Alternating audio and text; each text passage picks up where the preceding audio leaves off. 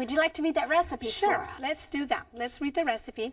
It calls for 1 package of firm tofu, 2 tablespoons of Bragg's liquid aminos, 1 cup of walnuts chopped, 1/2 cup of onions chopped very fine, 3/4 of a teaspoon of salt, 1/2 teaspoon of garlic powder, 1 teaspoon of onion powder, 1 teaspoon of dry parsley, 1 tablespoon of nutritional yeast, 1/4 teaspoon of dry basil, 1/4 teaspoon of thyme, 1/4 teaspoon of sage, 1/4 teaspoon of Italian seasoning, 1/2 cup of whole wheat breadcrumbs, 1 cup of quick oats or rolled oats, 1/4 cup of water, and 1/2 cup of gluten flour. Well, this recipe has a lot of ingredients. Yes, but you know what? If you're in a pinch, you can leave some of the seasonings out or whatever if you don't have time.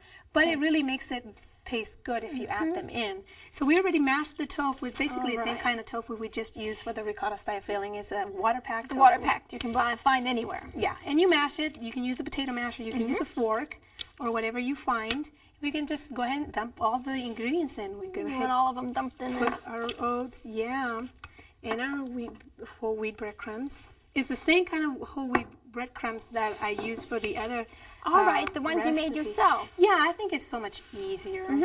Now, the gluten flour you just added really helps to make them stick together. So that's the one. That's the binding advantage. Yeah. Instead of having an egg or something else to hold it together. Exactly. And that would help. Yeah. So now we're adding our seasonings, our salt and yeast flakes and oregano. And yeast flakes just give it a little bit better taste, I think. Yeah, absolutely. It's not mandatory, but it sure helps. Well, this is fun. You're doing the hard job stirring, and all I'm doing is dumping in stuff. Oh, wow, okay. There's the parsley. I thought you were doing the hard thing, just putting all this stuff, and I'm just stirring. There's our finely chopped onions. Yeah, and a little bit of Bragg's liquid aminos. Now you better have some water. That'll make it easier for you. And I think the water, might vary the amount that you actually need. Okay. Because we haven't added the walnuts. Oh, we need to add the walnuts, basically. Yeah. There you go. Absolutely. Now you got everything but the water. Yeah, and the water basically makes it a little bit pastier, a little bit. When you have more moisture, it's easier. That's right. It makes a big difference. Yeah. Otherwise, it's just a whole bunch of flour and oats. And you might need more than this, or you might need less. So you might want to try. Let me know if you need more. I can get you some more. Yeah, let's get a little bit more in here. It depends on the moisture of the tofu. It depends on the moisture of the breadcrumbs. It just varies sometimes. I think that's good. Okay. Yeah. So what you want is to have this sticky thing like this. It's not sticky, but it just stays together really good. See that? Yeah. You form a nice ball. Form a nice little ball the size you want. That's nice. I like that. Yeah. And you can have big or little or anything. Big or little. And you put it basically on a sprayed cookie sheet like that. And you put it in the oven. How long would you bake it for? Oh, I would say, let me see what we got. 20 minutes. About 20 minutes. Okay. And then what you do is that you turn them a little bit after the 20 minutes. So they. And then you do it 20 more minutes? No, about 10 more minutes until they're brown on all sides, basically. You. You can turn them several times if you like.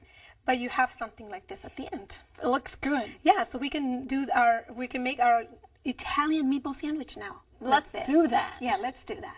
Let's read the recipe for the Italian meatball sandwich. You need 1 recipe of the veggie meatballs we just made, 1 jar of vegan spaghetti sauce, and 6 to 8 whole wheat sub buns, and also soy cheese that's grated. Well, we're going to make our meatball sandwiches here. That's right. What I've done is basically the meatballs are done. So what I do is usually cut them in 3 or 2, but I prefer 3. Basically slice them and put them in a pan with the spaghetti sauce and warm up the spaghetti sauce. Yeah. All right. And then you can just put the meatballs on your sub.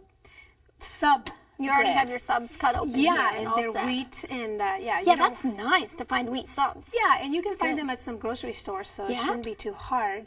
And basically what you want to do is put maybe 4 or 5 slices per, well, depends on the size of your bread. Yeah, that's true. If it's too big, you're going to need a lot. You're going to need a lot more. Yes. And you're going to end up eating less bread at the end, I hope. Right. That's or true. something, compensate for the fact that it's big. And just basically do that. Now put the slices on each bread. on one side of the bread, and then you can cover it with more spaghetti sauce. All right. So the key is we want a lot of sauce here. Well, that's how Italian meatball sandwiches usually are.